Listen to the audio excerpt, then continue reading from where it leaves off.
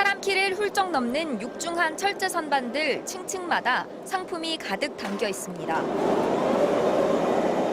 그런데 선반들이 저절로 움직입니다. 비결은 무인 운반차. 로봇 청소기를 연상시키는 운반차 한 대가 최대 1000kg까지 들어올릴 수 있습니다. 직원은 자기 자리에서 운반차가 머리에 이고 온 선반에서 주문 상품을 꺼내기만 하면 됩니다. 흡사 작은 테이블처럼 생긴 로봇이 물건을 분류하는데도 몇 초 걸리지 않습니다. 사람이 하던 일을 로봇이 대신합니다. 스캐너가 운송장 바코드를 확인하고 분주히 움직이는 저 소팅봇들이 지역별로 상품을 분류하는 겁니다. 쿠팡은 입고부터 배송까지 전 과정에 자동화 기술을 도입해 노동력, 시간 모두 3분의 1로 줄였습니다. 무인지게차 도입 후엔 사람의 접근을 막을 수 있어 사고 가능성도 함께 줄었습니다. 직원들은 안전한 가운데 편하고 쉽게 일을 할 수 있도록 AI와 로봇이 사람 손을 대체하는 첨단 물류센터, 쿠팡만의 이야기는 아닙니다. 온라인 쇼핑 점유율 1위 네이버 쇼핑과 손잡은 물류업체 파스토의 큐브형 창고엔 사람이 다니는 길이 없습니다. 대신 로봇 20대가 돌아다니며 주문 상품을 골라내 척척 담아옵니다. 시간당 상품 2,400개를 분류하는 자동화 장비도 갖췄습니다. CJ 대한통운은 주문 6시간 안에 출고까지 마치도록 전 과정을 자동화했고, 롯데쇼핑은 2030년까지 첨단 물류센터 6곳을 짓고 영국 유명 유통사의 신선식품 보관 배송 시스템을 도입하는 데 1조 원을 쏟아붓기로 했습니다. 이렇게까지 업체들이 첨단 물류센터 구축에 공을 들이는 건 실수가 적고 속도는 더 빠르기 때문입니다. AI 같은 첨단 기술들을 도입하게 되면 정확도도 높아지고 효율도 높아지게 되는 것입니다. 그래서 물류회사들이 많이 투자를 하고 있는 것입니다. 코로나19 이후 유통업체들은 저마다 빠른 배송을 내세우며 고객 유치에 사활을 걸고 있어 첨단 물류센터 경쟁은 갈수록 심화될 전망입니다. MBC 뉴스 남효정입니다. 요즘 패스트푸드점에 가면 주문은 거의 무인 키오스크로 합니다. 주문과 결제라는 단순 업무에서 인간을 해방시킨 혁신. 하지만 그 혁신으로 누군가는 일자리를 잃었습니다. 대형마트의 키오스크 도입으로 계산대에서 사라진 마트 노동자는 지난 5년간 10,000명으로 추산됩니다. 마트 노동자의 내년도 최저임금은 191만 원.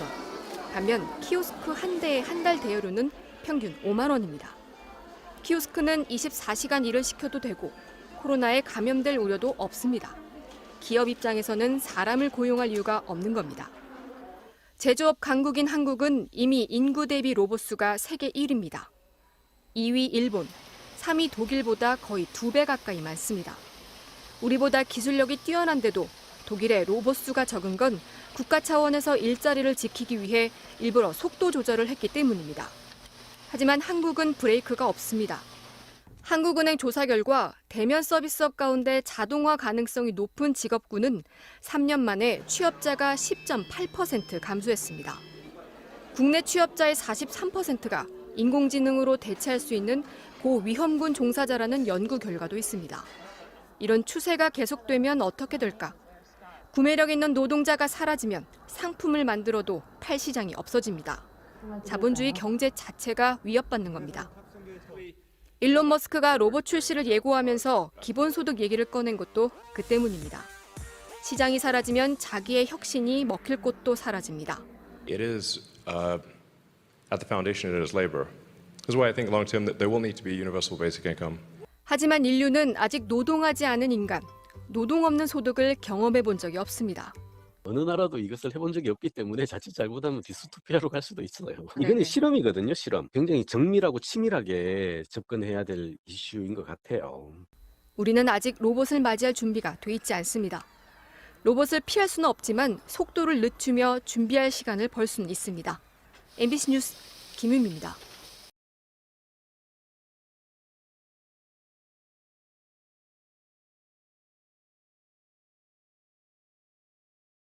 네, 이런 AI 기술은 하루가 다르게 진화하고 있습니다. 그러면서 인간만의 고유 영역으로 여겨졌던 예술 분야에도 속속 도전하고 있는데요.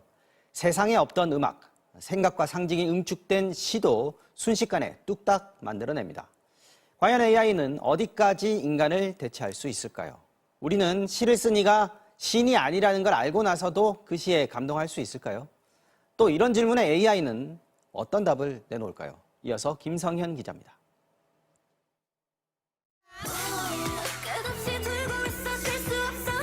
지난달 데뷔한 아이돌 메이브. AI가 이틀 만에 만들어낸 가상인간 걸그룹입니다. 뮤직비디오는 3주 만에 1,400만 뷰를 넘어섰습니다. 은행과 홈쇼핑 홍보사원에 뉴스 진행자까지 AI가 만든 가상인간은 이미 우리 생활 전반에 익숙하게 자리 잡고 있습니다. 하지만 AI는 이제 형체를 넘어 실제 창작물 컨텐츠 영역까지 진출했습니다. 24시간 나눴죠. 일초도 쉰 적 없죠. 친구를 만나도 술을 한잔하더라도 나는 그대 생각뿐이야. 경쾌한 리듬의 깔끔한 선율, 악기들의 화려한 앙상블까지 가수 홍진영 씨가 부른 이 곡은 인간이 아닌 생성형 AI가 작곡했습니다. 대형 서점의 시집 코너에 꽂힌 시집 한 권. 각각의 별들은 모두 다른 시간에서 온다. 시간이 흐르고 너의 얼굴이 나의 별이 되었는지도 모른다. 시인은 시야, 시를 쓰는 아이 카카오가 개발한 인공지능 AI입니다. 사람이 만든 게 아니고 AI가 쓴 시예요. 아 진짜요? 무서워요. 그리고 글을 이렇게 잘 쓰는 것도 무섭고. 미국 뉴욕 현대미술관 모마의 로비. 8m 높이의 디스플레이에는 다양한 색상의 물감이 마치 파도를 치듯이 휘몰아칩니다. 미술관에 전시됐던 200년간의 작품을 AI가 해석해 만든 작품입니다. 창작의 영역으로 넘어간 생성형 AI는 예술에 대한 질문을 던지면서 직업으로서의 예술가를 대체하고 있습니다. 지난 2016년 분석형 AI인 알파고가 화제가 됐을 당시만 해도 예술 분야는 자동화 대체 확률이 가장 낮은 직업 1위에서 7위를 차지했습니다. 7년이 지난 지금 다시 조사한다 해도 그때와 같을진 의문입니다. 인공지능이 계속 그림을 학습하고 있다는 거잖아요. 내 동의 없이 내 그림이 혹시 학습되고 있는 게 아닌가. 거기에 대한 불안감도 있는 것 같습니다. 지금 예술가들의 창작을 보호해주는 건 저작권법입니다. AI가 만든 노래와 시집은 저작권 보호를 받지 못합니다. 그러니까 이 문제를 이제 사회적으로 합의를 해야 됩니다. 기술 전문가, 예술 전문가, 혹은 이런 저작권과 관련된 그런 법률 전문가들이 다 모여가지고. AI의 창작물은 논리를 뛰어넘는 역설과 반어, 넌센스 같은 인간의 창작 과정에서 만들어진 감동을 대체할 수 있겠느냐는 질문을 남깁니다. 반면에 AI의 창작물이 보호받지 못한다면 AI 산업 발전에 한계가 생길 수밖에 없다는 논란도 이미 벌어지고 있습니다. MBC 뉴스 김성환입니다. 지난달 미국 소재 기업들이 8만 명을 해고했는데 이 가운데 4천 명 가까이가 인공지능, 이른바 AI 때문인 것으로 조사됐습니다. AI가 사람들 일자리에 본격적으로 영향을 미치기 시작했다는 분석이 나옵니다. 뉴욕 한보경 특파원이 보도합니다. 미국 소재 기업들이 지난달에 정리해고를 결정한 직원 규모는 모두 8만 명이 넘는 것으로 추산됩니다. 4월과 비교해선 20%가 늘었고 1년 전에 비해선 4배 가까이 늘었습니다. 8만 명 가운데 25%는 회사가 문을 닫기 때문인데 3,900명, 그러니까 5%가 해고된 이유는 인공지능, 이른바 AI 탓인 것으로 조사가 됐습니다. 기업들이 직원들을 해고하는 이유로 AI가 등장한 것은 처음이라고 보고서는 밝혔습니다. 블룸버그 통신은 이 월간 감원 보고서는 AI가 사람들 일자리에 본격적으로 영향을 주기 시작했다는 신호로 해석할 수 있다는 분석을 내놨습니다. 골드만삭스는 최근 챗 GPT 같은 이른바 생성형 AI 개발이 전 세계적으로 3억 개의 일자리를 대체하게 될 것이라는 연구 보고서를 공개한 바 있습니다. So there will be an impact on jobs. We try to be very clear about that, and I think it will require partnership between the industry and government, but mostly action by government to figure out how we want to mitigate that. 올해 1월부터 지금까지 기업들의 정리해고 누적 규모는 42만 명에 가까운데 지난해 같은 기간과 비교해서는 4배가 넘게 늘었습니다. 코로나19 대유행 초기인 2020년 이후 가장 많습니다. 미국의 전체 고용시장은 탄탄하다는 지표가 여전히 잇따르고 있지만 대기업이나 기술기업 등의 이른바 고임금 일자리에선 연방준비제도의 강력 긴축 그리고 AI 개발 여파가 나타나고 있는 것으로 풀이됩니다. 뉴욕에서 KBS 뉴스 한보경입니다.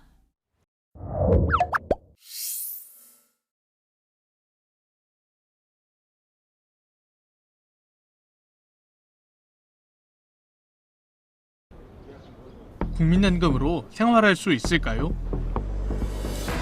이제 그 국민연금공단 지사장으로 퇴직했는데 국민연금 받고 기초연금도 다 받아도 그거 갖고 생활한다는 거는 참 굉장히 어렵고 고통스러운 삶을 산다. 퇴직한 국민연금공단 지사장도 그 돈으로 사는 게 힘들답니다. 한 5, 60만 원 나가는 거예요.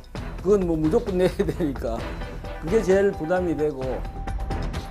가만히 있어도 나가는 돈이 수십만 원. 우리 노후 괜찮을까요?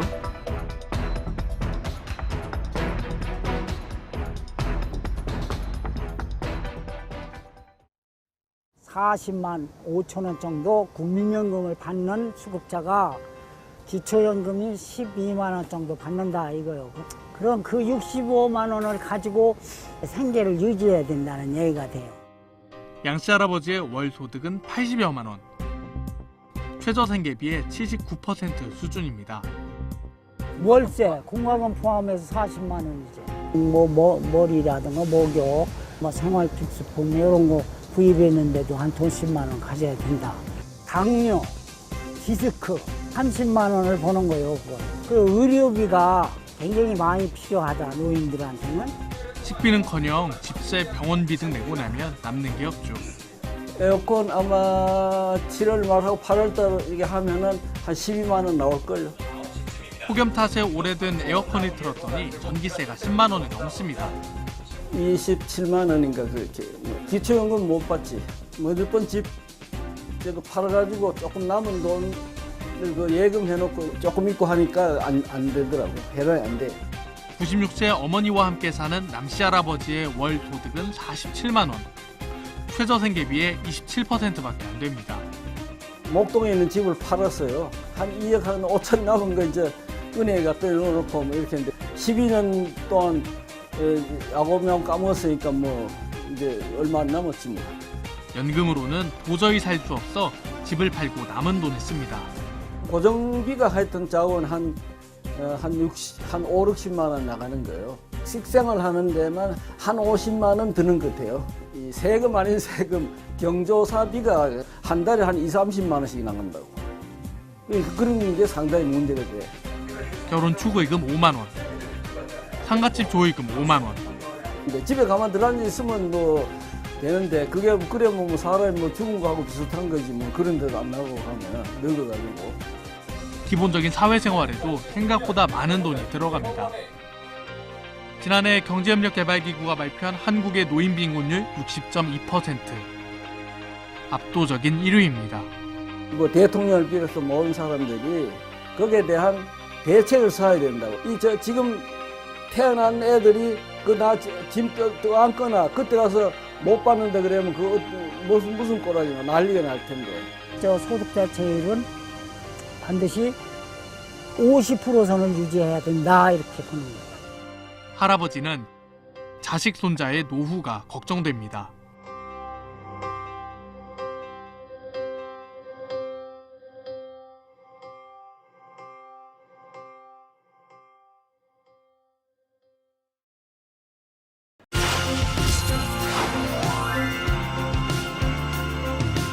AI 시대가 되고 4차 산업혁명이 지금 시작이 됐어요. 일자리가 없는 것이 제일 큰 문제예요. 유일하게 내가 하나도 안 똑똑해도 이게 익숙하지 않으면은 지금 성공하는 방법은 완전히 다른 거예요.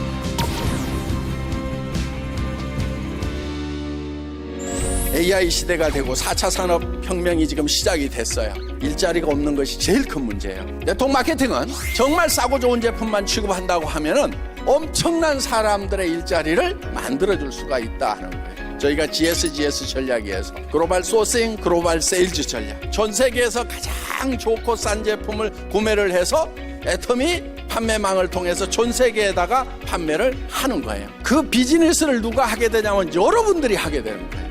애터미라는 회사는 시스템만 제공을 하는 거예요. 여러분이 전 세계 돌아다니면서 제일 싸고 좋은 제품 찾으려고 하면은 힘들잖아요. 그렇죠? 전 세계 시장에 돌아다니면서 판매를 하려면 어렵다 이거예요. 여러분들이 택배 시스템 만들려고 하면 힘들어요, 힘 안 들어요? 힘들어요. 앞으로 이제 월급쟁이 할 일자리가 거의 없어진단 말이에요. 그러면 이제 자기 사업을 해야 되는 거예요. 개인 사업을 하려면 제대로 해야 돼요. 전 세계에서 가장 싸고 좋은 제품을 구매를 해서 전 세계 시장에다 파는 거예요. 그거를 여러분들 각자가 할 수 있도록 해주는 거예요. 자, 배송하는 것도 여러분이 해야 되죠. 사업체를 차렸다고 하면. 그런데 애터미 배송 시스템이 그걸 다 해주는 거예요. 물건 팔면 수금도 해야 되죠. 그렇죠? 그런데 애터미 전산 시스템에 의해서 전부 다 돈이 들어온단 말이에요. 그 다음에 여러분들이 밑에 일 시킨 사람들에 대해서 수당도 나눠줘야 되죠. 월급을 주든지. 그런데 애터미 전산 시스템에서 수당을 계산해서 자동으로 다 지급을 해주는 거예요. 여러분 개인 비즈니스인데 어려운 일들은 회사에서 다 해주는 거예요. 아주 쉬운 일만 하면 되는 거예요. 무슨 일을 하냐면요. 싸고 좋아. 와서 들어봐. 요것만 하면 되는 거예요.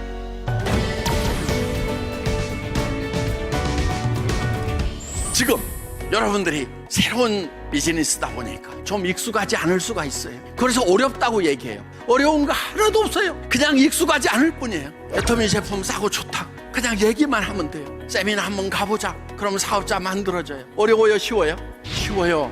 쉬운데 이게 익숙하지 않으면은 어려운 거예요. 사람들의 거절에 익숙하지 않으면은요 어려운 거예요. 우리가 습관화만 되면은요 이처럼 쉬운 비즈니스가 없어요. 그래서 여러분들이 이것에 익숙해지는 방법은 뭐냐? 그냥 하는 거예요. 그냥 얘기하고요. 한 100번, 1000번 얘기를 하면은요 그냥 익숙해져요. 그럼 어떻게 대책이 없어. 그런데 타고난 사람도 있어. 그러니까 자기가 익숙하지 않아. 그런 일을 잘 못해. 그러면요 그런 것이 아예 성격적으로 타고난 사람, 그런 사람을 찾아내면 돼. 그런 사람이 나올 때까지 계속 찔러봐. 그래서 자기보다도 훨씬 잘할 수 있는 사람이 내 밑에 와서 일을 해주는 것이 가능한 것이 이 애터미 비즈니스다. 이 비즈니스 절대 어렵지 않아요. 어렵지 않은데 여러분들이 익숙하지 않은 거예요. 그런데 얼마 안 가서 금방 익숙해져. 그게 재밌어지는 거예요. 입만 열면 막 얘기하고 싶어서요 입이 근질근질한 그 순간이 온단 말이에요. 미래는 익숙하지 않은 일을 하는 사람들의 것이다 하는 거예요. 여러분들 익숙한 거 뭐가 익숙해요? 가난한 거 익숙해. 부자로 살 생각 안 하냐고요. 기사가 운전해주는 차 타는 거 익숙하지 않지만은 그런 거 좀 꿈꾸라 이거예요. 돼요. 그렇지만 우리가 판단을 해야 될 거는 이게 남한테 피해를 주는 건가? 나쁜 것인가? 그러면 익숙한 짓이라도 안 해야 돼요. 그런데 남한테 피해 주는 것이 아니다. 도리어 이익을 전해주는 거다. 이렇게 좋은 품질의 제품을 정말 이만큼 싸게 파는 데가 없다. 그러면은 이거를 쓰는 것만을 해도 그 사람에게 이익이 된다 싶으면은 우리는 자신감 있게 얘기를 해줘야 된다 하는 거예요.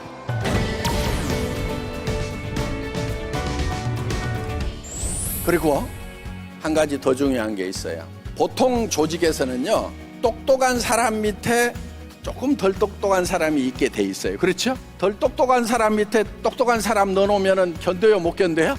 못 견디고 도망가거나 지일 찾아서 가는 거예요. 유일하게 내가 하나도 안 똑똑해도 엄청 똑똑한 사람을 내 밑에 둘 수가 있어요. 초등학교밖에 안 나와도, 초등학교도 안 나와도 밑에 박사도 두고 전문가들 둘 수 있단 말이에요. 그러면 이제 AI 시대, 인공지능이 이제 발달한 시대, 사람의 지능이 중요한 게 아닌 시대가 돼버린 거예요. 사람의 지능과 지식이 중요한 것이 아니다 하는 거예요. 그러니까 세상이 지금 바뀐 거예요. 사람들을 움직이게 할 수가 있는 거예요. 역동적으로 만들어주는 거예요. 4차 산업 시대에, AI 시대에 이 애터미는 굉장히 중요한 역할을 한다고 저는 생각을 하고 있습니다.